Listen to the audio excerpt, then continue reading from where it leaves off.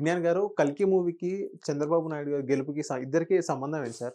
యాక్చువల్‌గా సంబంధం ఏం లేదు. కాకపోతే ఏంటంటే ఇప్పుడు సంబంధం ఉందని చెప్పుకోవాలి. అసలు విషయానికొస్తే మొన్న చంద్రబాబు నాయుడు గారిని స్కిల్ డెవలప్‌మెంట్ స్కామ్ అని చెప్పేసి అరెస్ట్ చేసి అవును. జైల్‌లో ఏసినప్పుడు అశ్విని దత్ గారు తీవ్రంగా ఖండించారు దాన్ని.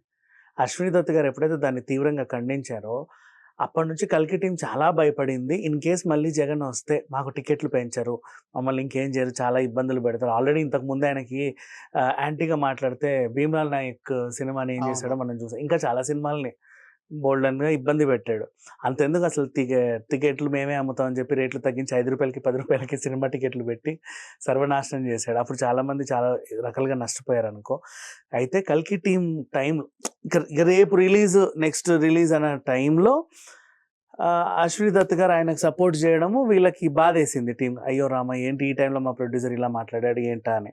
ఇప్పుడు చంద్రబాబు నాయుడు గారు భారీ మెజారిటీతో గెలిచారు కాబట్టి 'కల్కి' మూవీ టీమ్ సంబరాలు చేసుకుంటుంది. ఇక మీదట వాళ్ళకి తిరుగులేదు. ఇంకెళ్ళిపోయి హ్యాపీగా యథేచ్ఛగా రిలీజ్ చేసుకోవచ్చు. థియేటర్లు ఎక్కువొస్తాయి, కలెక్షన్స్ ఎక్కువొస్తాయి, రేట్లు పెంచుకోవచ్చు, షోస్ పెంచుకోవచ్చు. అండ్ ఇకపోతే ఇప్పుడు ఆల్మోస్ట్ చంద్రబాబు నాయుడు గారు ఎప్పటినుంచో సినిమా ఇండస్ట్రీకి చాలా ఫేవర్ వ్యక్తి. అవును. అండ్ ఆయన మంత్రి కాబట్టే తలసాని శ్రీనివాస యాదవ్ కూడా మన టీఆర్ఎస్, బీఆర్ఎస్‌లో ఉన్నప్పటికీ ఫిల్మ్ ఇండస్ట్రీకి చాలా ఫ్రెండ్లీగా ఉండే మనిషి తలసాని కూడా. అవును. సో ఇట్లా ఈవెన్ ఇప్పుడు రేవంత్ రెడ్డి గారైనా సరే సినిమా ఇండస్ట్రీకి అంటే వాళ్ళకి తెలుసు ఈ ప్రధాన ఆదాయ వనరులు ఎక్కడి నుంచి వస్తాయి, వాటిని మనం ఎలా కాపాడుకోవాలి అని. ఆ ఒక్క విషయాన్ని జగన్ మర్చిపోయి ఏదో చేశాడు కానీ వీళ్ళు అలా కాదు. ఇప్పుడు మళ్ళీ ఇలా వచ్చేసరికి సినిమా ఇండస్ట్రీ ఇంకా ఎందుకు జగన్ ఉన్నన్ని రోజులు అసలు ఆంధ్రలో వాళ్ళు షూటింగ్లు కూడా చేసుకోవాలి. ఇంకా చెప్పాలి అంటే ఇప్పుడు మళ్ళీ ఆంధ్రప్రదేశ్లో షూటింగ్లు మొదలవుతాయి. ఇంకా చెప్పాలి అంటే తెలుగు పరిశ్రమ హైదరాబాద్తో పాటు ఆంధ్రప్రదేశ్లో కూడా సగం ఉండే అవకాశం కూడా ఉంది.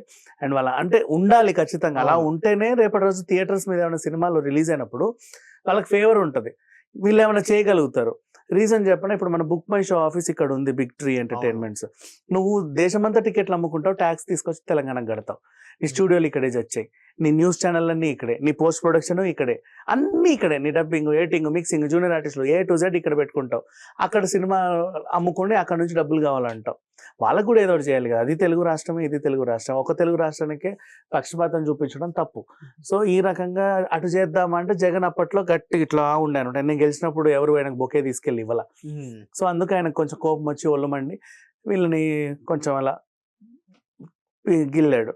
ఇప్పుడు చంద్రబాబు నాయుడు గారు వచ్చారు కాబట్టి మళ్ళీ తెలుగు సినీ పరిశ్రమ ఏపీలోను అండ్ అలాగే తెలంగాణలోను కలకలకల్లాడుతుంది. ఇంతకుముందు షూటింగ్ ఎక్కడంటే రేపల్లెలో, షూటింగ్ ఎక్కడ రాజోల్లో, షూటింగ్ ఎక్కడ నిడదవోల్లో, షూటింగ్ ఎక్కడ అక్కడ, షూటింగ్ ఎక్కడ ఇక్కడ.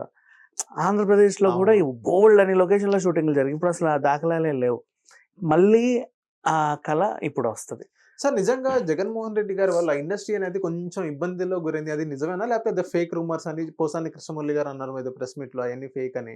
సో ఇది నిజంగా మీ ఎక్స్‌పీరియన్స్ ప్రకారం జగన్మోహన్ రెడ్డి గారి వల్ల ఇండస్ట్రీ అనేది కొంచెం ఇబ్బందిగా గురైందంటారా? టికెట్ రేట్లు తగ్గించడం ఇబ్బందే కదా. అలా చేయకూడదుగా, తప్పు కదా. ఎవరికి లేదు, చూసే ప్రేక్షకుడికి లేని ఫీలింగ్ నీకెందుకు? చూసేవాడు నువ్వు 2000 పెట్టినా కొనడానికి రెడీగా ఉన్నాడు, అవునా?